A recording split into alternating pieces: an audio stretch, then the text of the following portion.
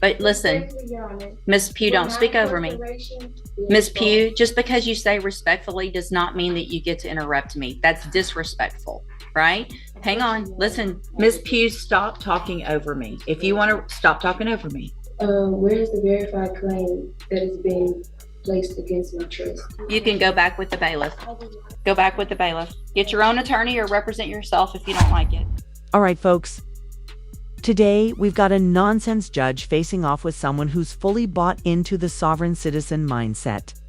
This young woman came in holding a tiny slip of paper, her so-called legal script, clearly thinking she could just read a few lines and walk right out of court without consequences. You can tell she truly believed this was going to work. Like she'd found some legal loophole the entire justice system missed. Honestly, I'm just amazed she thought this approach would go anywhere in a real courtroom. This one's definitely going to be something to watch.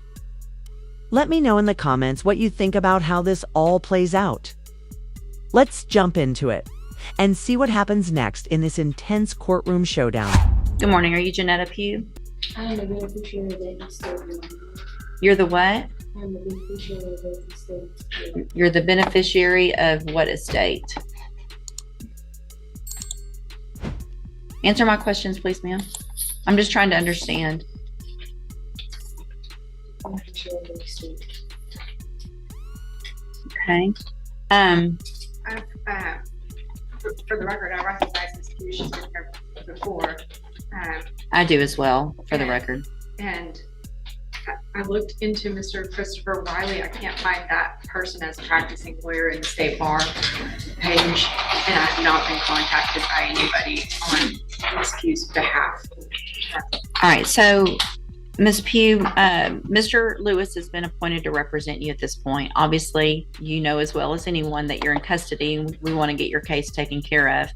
If you've hired or your family has hired another lawyer, then they have to contact the court so that we can do something with your case. And do you know if they've hired someone?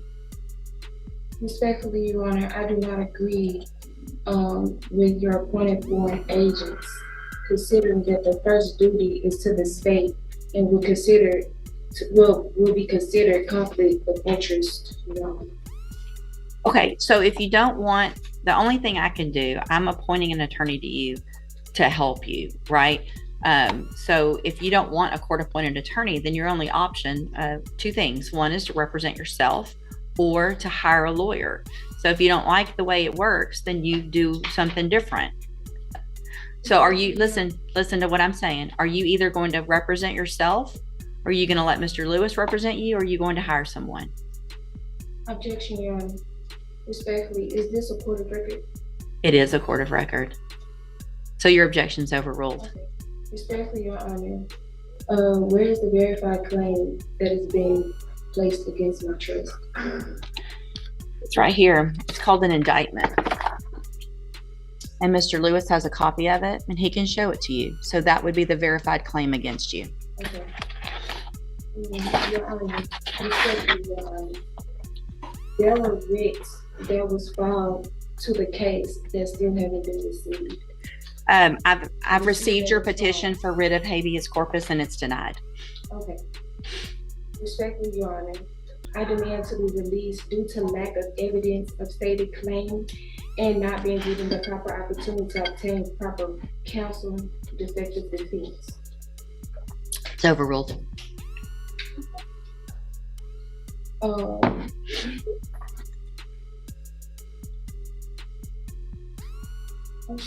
You're running out, aren't you? No, it's fine. Let's be honest, this isn't going well for her at all. She's making a complete mess of it. And yes, it's hard not to watch. I've got to say though, I really respect the judge's patience here. She's just calmly waiting while this woman burns through her sovereign citizen script, which, let's face it, has no legal standing at all.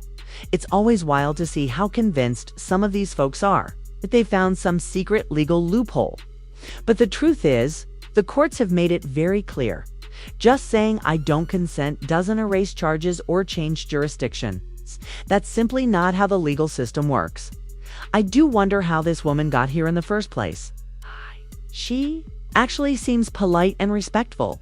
She's even addressing the judge as Your Honor. But it's also clear she's lost in all this. It's hard not to feel a little bad because she seems overwhelmed, and is just clinging to anything that might help her case. Let me know what you think about her approach. I really want to understand how someone ends up this deep into a belief system like this. Reading about it is one thing, but standing up in court and trying to argue it, that's a whole other level. Anyway, let's get back to it because this hearing isn't over yet. So here's the thing, Ms. Pugh.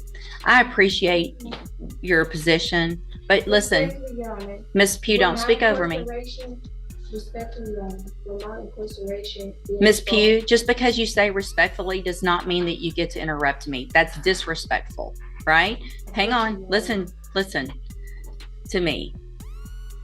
Everything you have there is overruled. And here's one of the reasons why, is because you have a lawyer.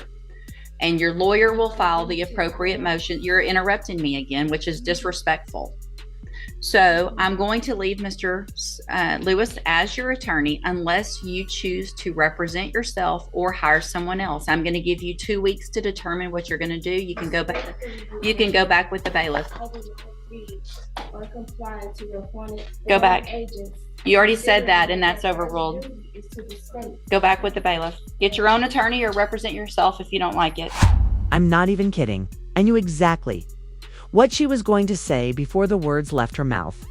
At this point, I've covered so many of these sovereign citizen cases, I feel like they've taken over my brain.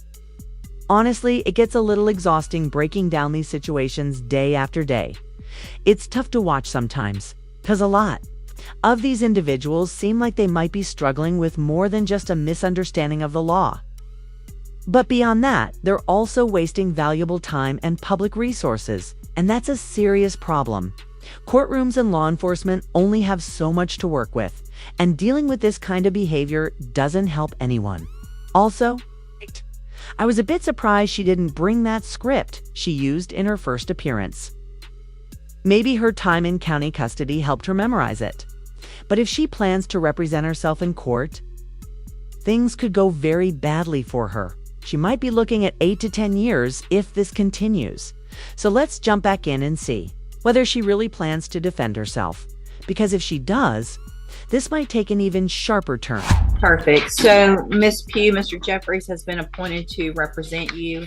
He's trying to get caught up real quickly on all the information and the discovery in your case. I'm going to reset your case so that he can get all of that. Once he gets it, he'll be out there to go over it with you, and we'll see if we can get an announcement at the next court date.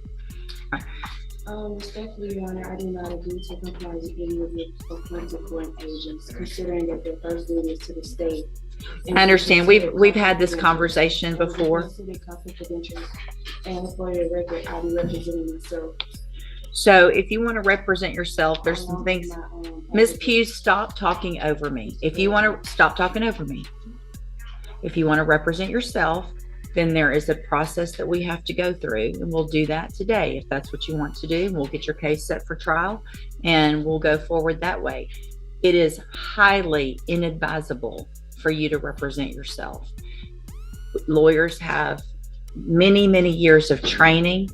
They understand the law. They understand how a trial works, because here's what happens. When you're in a trial and you represent yourself, you're expected to know and follow all of the rules of evidence, all the rules of procedure. And so you're really at a disadvantage if you don't know those things. And so you have to do everything just like the assistant district attorney would. And if you don't, you're going to be in front of a jury, and it's going to show, and it's just not going to be, it usually does not work out in your benefit. But I have to go through with you some questions first before we do that. And then if you still want to do that, then there's a couple of options, and we'll go over those as well. Okay.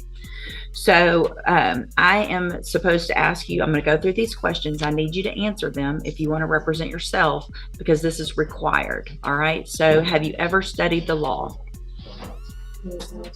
Okay. Have you ever represented yourself before in any kind of criminal matter? Okay. Do you understand the charges against you? I never been accused of. Okay. And so do you know, and we've gone over before, I think, what the range of punishment is if you're found guilty on a jury? Do you know what that is? Let's see. Hold on a second. Let me pull you up here. We'll go over that again as well. The date of that allegations from June 22nd of 2021. And what that means is if you're found guilty, that the range of punishment that the jury could give you is between 2 years as a minimum punishment up to 10 years in prison, anywhere in between. Do you understand? And you answer out loud just for the record. Do I understand? No, I don't understand. What do you not understand about that?